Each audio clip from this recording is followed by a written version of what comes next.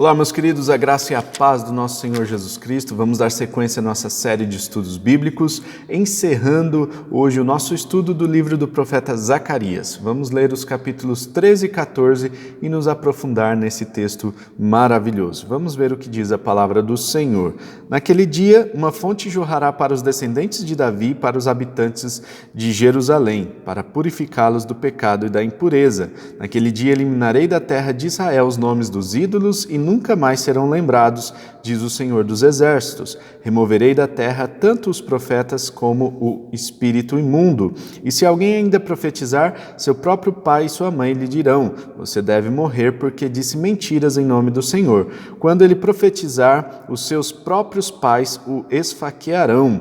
Naquele dia, todo profeta se envergonhará de sua visão profética. Não usará o manto de profeta feito de pele para enganar. Ele dirá: eu não sou um profeta, sou um homem do campo. A terra tem sido meu sustento desde a minha mocidade. Se alguém lhe perguntar: que feridas são estas no seu corpo? Ele responderá: fui ferido na casa de meus amigos. Levante-se a espada contra o meu pastor, contra o meu companheiro, declara o Senhor dos Exércitos. Fira o pastor e as ovelhas se dispersarão, e voltarei minha mão para os pequeninos. Na terra toda 2/3 serão ceifados e morrerão, todavia a 1/3 parte permanecerá, diz o Senhor. Colocarei esta 1/3 parte no fogo e a refinarei como prata e a purificarei como ouro. Ela invocará o meu nome e eu lhe responderei. E é o meu povo, direi, e ela dirá: o Senhor é o meu Deus.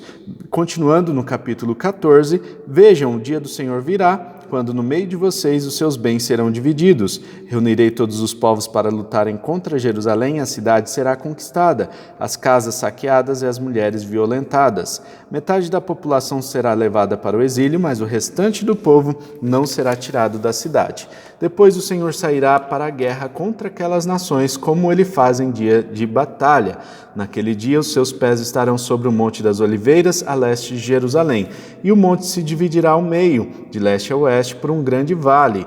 Metade do monte será removido para o norte e a outra metade para o sul. Vocês fugirão pelo meu vale entre os montes, pois ele se estenderá até Azel. Fugirão como fugiram do terremoto nos dias de Uzias, rei de Judá. Então o Senhor, o meu Deus, virá com todos os seus santos. Naquele dia não haverá calor nem frio, será um dia único, um dia que o Senhor conhece, no qual não haverá separação entre dia e noite, porque mesmo depois de anoitecer haverá claridade. Naquele dia águas correntes fluirão de Jerusalém, metade delas para o mar do leste, metade para o mar do oeste. Isso acontecerá tanto no verão como no inverno.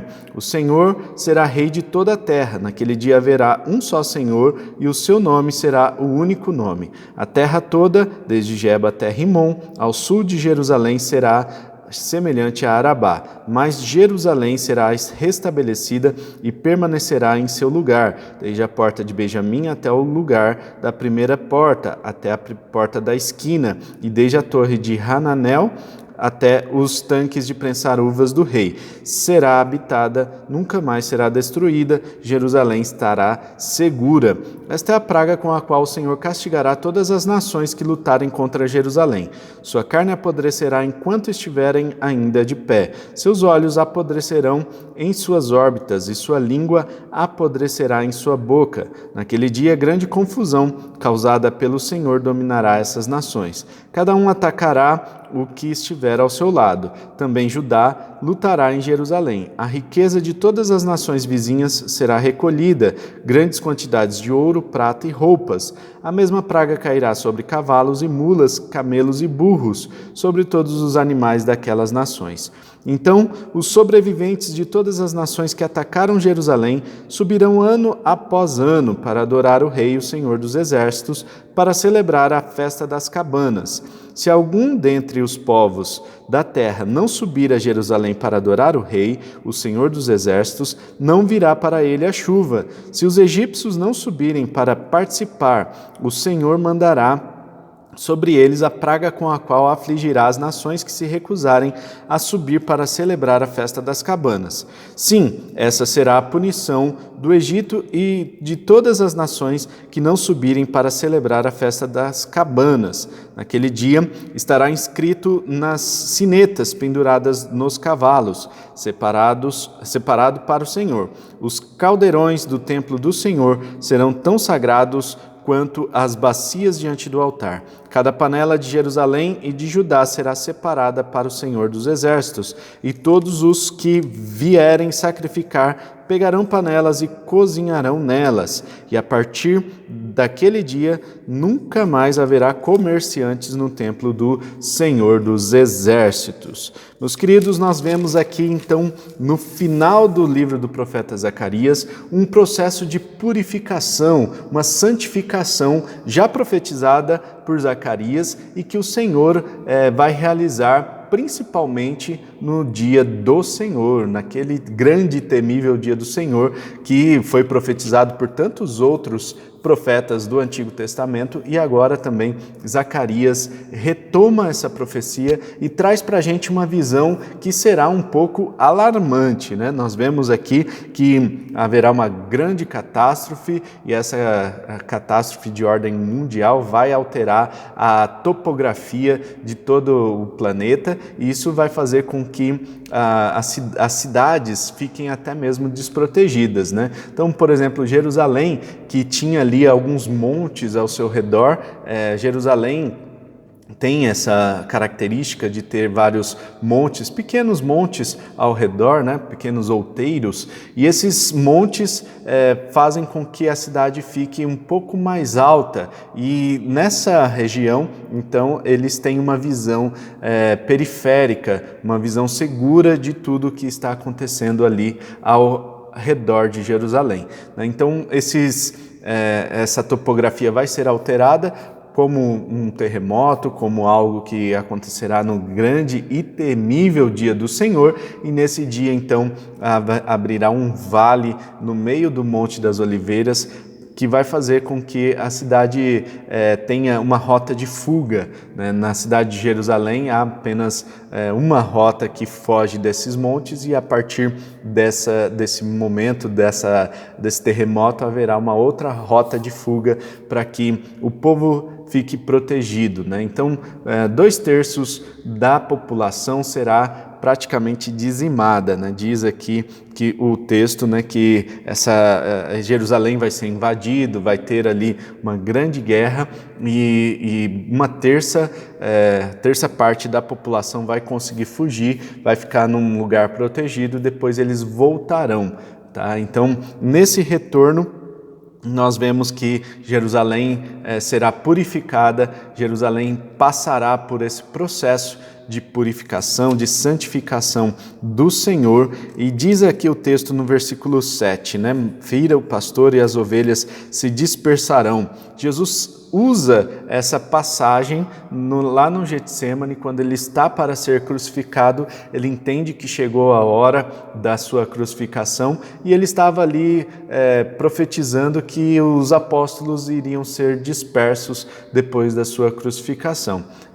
Claro que foi por um período pequeno de tempo, depois eles voltam, mas no ano 70 nós percebemos que não apenas os apóstolos, mas aí todos os cristãos foram dispersos, né? Inclusive os judeus também foram dispersos por todo o mundo, já que a perseguição romana foi muito forte ali na região, destruindo até mesmo o templo e o sistema de adoração daquela época. O povo passaria então por essa aflição, por essa provação, e isso traz um significado muito espiritual para os nossos dias de hoje, né? Como diz aqui no versículo 9 do capítulo 13, colocarei essa terça parte no fogo, refinarei como prata, purificarei como ouro. Como esse processo de refinamento ou de purificação desses metais preciosos, assim também a igreja vai passar por provações, por aflições, para que nós sejamos depurados, para que a gente seja aprovado, né, para que toda impureza seja retirada de nós. Então, meus queridos, não tenham medo das aflições, não tenham medo daquilo que aflige as nossas vidas nos dias de hoje. Tudo isso serve de alguma forma para nos preparar para o futuro, para o dia em que nos encontraremos com o Senhor. A igreja precisa ser depurada, toda impureza precisa ser retirada para que a gente seja encontrado santo e irrepreensível no dia do Senhor. Diz no capítulo 14, nessa descrição do dia do Senhor, que haverá então esse grande terremoto, né? A topografia do mundo vai ser alterada, mas a terra de Jerusalém será sarada, né? Então nós vemos aqui uma purificação de coração, uma purificação do espírito em relação ao pecado, né? E vemos também uma purificação da terra. A terra será sarada, a terra será poupada também, né? de todas esses cataclismas aqui, né? E nesse momento o Senhor protegerá Israel, removendo todos os perigos de seus arredores, né? Então, Jerusalém vai ser uma região protegida para que o povo volte, para que o remanescente volte. E mais interessante do que apenas o remanescente, né, nós vemos também que a adoração ocorrerá pelos gentios, né? Então nós vemos que os egípcios, né, e outros povos estarão também adorando em Jerusalém. E esse momento é o momento em que será celebrada a festa das cabanas. A festa das cabanas, lá no Antigo Testamento, é uma festa importante que rememora o tempo em que o povo de Israel passou pelo deserto, né? Um tempo em que eles tinham que sair ali do Egito e ir até Israel. Nesse tempo eles moravam em cabanas, e esta festa celebra esse momento, então lembra desse momento em que eles moraram em cabanas. Mas por que essa festa é tão importante aqui no texto de Zacarias? No momento em que eles saíram lá do Egito e foram até a terra de Israel, nós vemos que eles tinham um sistema de habitação naquela época, um sistema organizacional das habitações. Cada tribo ficava ali, três tribos, né, ficavam a leste, 3 tribos a oeste, 3 tribos ao norte e 3 tribos ao sul. No centro ficava o tabernáculo que representava a adoração, o tabernáculo que representava a presença de Deus, desculpe. E dentro do tabernáculo ficava o altar, né, construído ali todo de ouro, e representava a presença de Deus. E, portanto, Deus estava habitando em meio a todo o povo, né? Então esse tabernáculo que estava no centro de outros tabernáculos de todas as tribos, esse tabernáculo era a presença de Deus habitando no meio do seu povo. Então aqui nós vemos no livro do profeta Zacarias que essa festa será rememorada, essa festa vai ser celebrada quando Jesus Cristo voltar a estabelecer o seu reino aqui no grande e temível dia do Senhor, e esta festa vai ser a festa em que todos os povos vão celebrar a presença de Deus, a presença do Senhor dos Exércitos, a presença de Jesus Cristo no meio do seu povo. Diz o texto de João que Jesus veio para tabernacular, ou seja, para habitar no nosso meio. E também nós vemos no livro de Apocalipse essa promessa de que quando ele vir, ele vai habitar novamente no meio do seu povo. Mas haverá um castigo para aqueles que não celebrarem essa festa junto com todos os povos que estarão celebrando, né? Então haverá, claro, pessoas que se rebelarão aí e estarão contra essa festa e que de alguma forma vão boicotar essa festa, né? Eles sofrerão algumas punições, conforme a palavra do Senhor aqui, vai deixar de vir chuva sobre eles, enfim, vai ter algumas pragas que afligirão esse povo, né? Nós vemos que o livro do profeta Zacarias começa com uma chamada ao arrependimento e termina aqui com um chamado para a santidade, já que todas as as coisas, todos os utensílios que serão usados ali no templo e em todo Israel serão santificados. Ou seja, né, nós vemos aqui uma promessa de sacerdócio universal, né, os comerciantes, né, ou aqueles mercenários, ou aquelas pessoas que estavam fazendo do templo do Senhor apenas comércio, né? Essas pessoas serão expulsas do templo do Senhor e nós vemos essa purificação acontecendo aqui. Tudo isso vai ser consagrado ao Senhor, não importa se é uma panela ou se é a bacia de bronze que era feita para derramar ali e aspergir o sangue do animal sobre todo o templo, sobre os utensílios do templo, enfim, não importa qual é o utensílio, todos esses utensílios serão consagrados ao Senhor, bem como as pessoas. Então não haverá apenas um sacerdote para fazer o sacrifício ou oferecer o sacrifício diante do Senhor, mas haverá uma promessa aqui, né? Há essa promessa de um sacerdócio universal, todas as pessoas poderão oferecer os sacrifícios, todas as pessoas estarão com essa prerrogativa de poderem estar diante do Senhor. Meus queridos, nós vemos então que o livro do profeta Zacarias começa com uma chamada ao arrependimento para todo o povo e termina com essa santidade, com esse sacerdócio universal.